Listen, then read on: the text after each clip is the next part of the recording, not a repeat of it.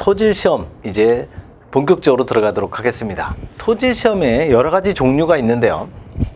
토질 시험의 종류가 있고요. 토질 시험은 보통 이제 사운딩 시험, 진내력 시험. 사운딩은 얼마나 단단한 정도를 얘기하는 거고요. 지반이 얼마나 단단하냐, 약하냐. 또는 진내력, 땅이 인내하는 힘이죠. 땅이 버티는 힘에 대한 실험을 하는 게 바로 진내력. 그렇다면 이 사운딩 시험의 종류가 있습니다. 메인 테스트, 표준관입시험, 콘시험, 스웨덴식 사운딩 특징이 네 가지가 있는데, 우리 전 시간에 했듯이 메인 테스트는 점토질에 사용하는 거고요. 표준관입시험은 모래질에 주로 사용을 합니다. 그리고 진내력 시험의 종류가 있습니다. 평판제하 시험, 말뚝제하 시험, 그리고 말뚝박기 시험 이렇게 있죠.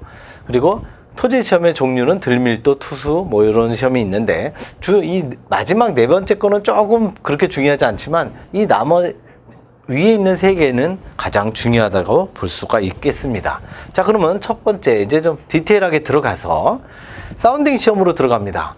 먼저 베인 테스트입니다. 베인 테스트는 이 십자로 날개형에 돼 있는 베인 테스터를 집안에 집어넣는다는 거죠. 집안에 받고 나서 회전시켜서 일종의 드릴링 비슷하게 그 저항력으로 흙의 점착력 얼마나 단단하냐 아니면 찐덕찐덕하냐 이거를 테스트하는 거죠. 그래서 연약 지반 또는 점토의 점착력 또는 전단 강도 이렇게 얘기하기도 합니다. 판정할 때 사용하는 거 베인 테스트. 그래서 베인 테스트는 반드시 점토 지반 이렇게 사용한다. 점착력. 그리고 두 번째 표준관입 시험입니다. 표준관입 시험은 샘플러가 추의 무게가 63.5kg, 낙하고는 위에서 떨어뜨린 높이가 75 내지 76cm, 교재마다 약간씩 틀려요. 시험마다 약간씩 또 틀립니다. 그래서 위에서 떨어뜨리게 되면 30cm 관입하는데 소요하는 타격 횟수를 N값으로 해갖고 주로 모래의 전단력 또는 상대 밀도를 측정하는 거, 이게 바로 표준관입시험. 표준관입시험은 사질토, 그리고 베인 테스트는 점토질, 이렇게 꼭 기억해 두시기 바랍니다. 그리고 방금 얘기했던 30cm 들어가는데 필요한 이 타격 횟수, 이걸 N값이라고 얘기를 하는데, N값이 크면 클수록 밀도가 높은 밀실한 집안이 된다는 거. 사질 집안은 보통 10에서 30이지만 안반, 아주 단단한 바위는 50 이상이 된다는 거 꼭 기억해 주시기 바랍니다. 그것도 시험에 출제가 됩니다. 스웨덴식 사운딩 시험은 그냥 한번 읽어보시면 될 것 같고, 두 번째 이제 진내력 시험입니다. 진내력 시험 종류는 괄호 1번, 2번으로 돼 있죠. 평판제하 시험, 말뚝제하 시험, 말뚝박기 시험, 크게 세 가지가 있는데 제일 많이 시험에 나오는 게 평판제하 시험입니다. 방법 및 특성 갑니다. 실제 건물을 지지하는 집안면에 제하판을 설치합니다. 제하판이 뭐냐? 하중을 가력하는 판입니다. 하중을 주는 판. 그걸 제하판이라고 하는데, 집안, 땅 그 면에 제하판이라는 걸 두고 하중을 단계적으로 가해서 집안 반력 계수 그리고 집안의 지지력 등을 구하는 시험이 평판 제하 시험. 이 제하판은요, 정방형, 정사각형 또는 원형의 판을 사용하게 됩니다. 그래서 각각의 특징들, 이런 것들이 시험에 출제가 되는데요. 치마의 증가가 2시간에 0.1mm 이하, 아주 천천히 이제 진행을 하게 되는데요. 2시간 동안에 0.1mm 이하가 만약에 치마가 됐다, 그러면 정지한 것으로 판정을 하겠다라는 거죠. 정지한 것으로 판정하는 기준, 이것도 시험에 출제가 됩니다. 평판제하 시험은 다짐을 실시한 후 시작하지 않는 거죠. 기본적으로 이게 우리 필기시험에서 나왔던 내용이 틀린 지문으로 나온 거죠. 평판제하 시험은 다짐을 실시한 후 시작한다, 이렇게 되어 있는데, 아니 다짐을 하고 나서는 완전히 다른 집안이 되겠죠. 그래서 절대 다짐을 실시하지 않고 그대로 하는 거죠. 말뚝은 연속적으로 박되 휴식 시간을 두지 않고 박습니다. 이것도 중요하죠. 그래서 연속적으로 박는데 중간중간에 휴식 시간을 두면서 박는다 하면 틀립니다. 이거는 시방서에 나온 그대로 내용이기 때문에 반드시 잘 숙지하고 계셔야 돼요. 빨간색 부분은 시험에 자주 출제가 되는 내용입니다. 주의사항, 제하판은 정방형 45cm 각, 그래서 이렇게 돼 있는 정사각형이 각 한 편의 길이가 45cm라는 거죠. 그렇게 사용하시면 되고, 예상 파괴 하중에 5분의 1 이하로 한다는 것도 가끔 나옵니다. 참고하시기 바라고, 두 번째 말뚝제하 시험입니다. 말뚝제하 시험에서는 정제하, 동제하, 정제하는 멈춰 있을 때 하중을 주는 것, 동제하는 움직이면서 주는 것.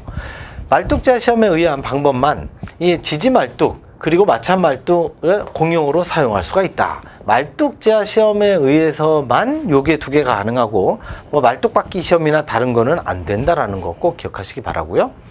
그리고 말뚝 받기 시험 갑니다.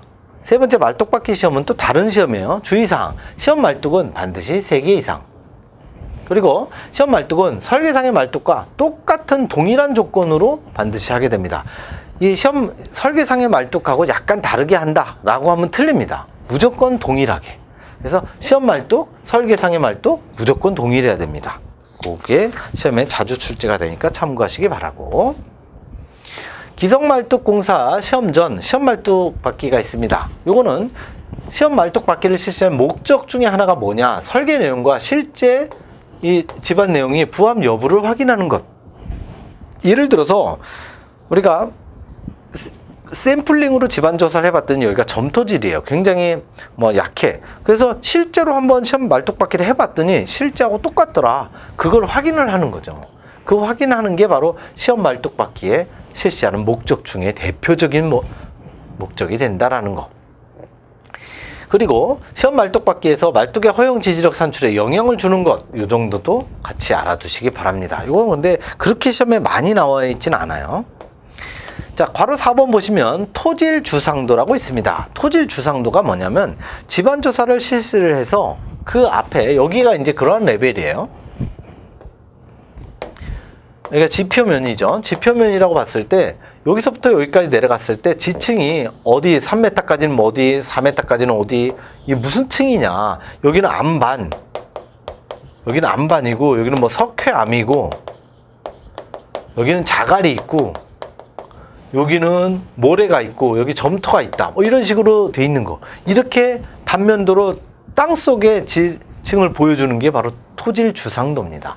토질 주상도에서 알 수 있는 거, N값, 그리고 토층별 두께, 그리고 토층의 구성, 지하 상수위. 이 지하 수위가 어디 있느냐, 여기에 뭐 여기에 지하 수위가 있다, 이런 식으로 표시가 돼 있거든요. 그래서 지하 수위도 나와 있습니다. 지하 수위 크게 4개, N값, 토층별 두께, 토층의 구성, 그리고 지하 상수위. 이거를 토질 주상도로 알 수 있다, 이렇게 보시면 되고. 5번 갑니다. 항목별 집안조사 시험입니다. 이것도 항목별 집안조사 시험으로 옳지 않은 것은 했을 때, 염분은요, 염분은 무조건 정량 분석으로 하는 거죠. 흙에 들어가 있는 염분이 얼마냐. 염분이라는 게 보통 NaCl이죠. NaCl에서 중요한 게 이제 염화이온인데, 연한 점토는 C인월 샘플링, 이 영어죠. C인월이 이겁니다. C인월 샘플링으로 하게 된다. 그게 바로 연한 점토. 같이 알아두시면 되고, 집안의 지내력, 이것도 한번 시험에 나왔죠. 이게 실기에서도 이 수치가 그대로 나옵니다. 실기에서도 그대로 나오기 때문에 반드시 암기를 해 두셔야 된다는 거.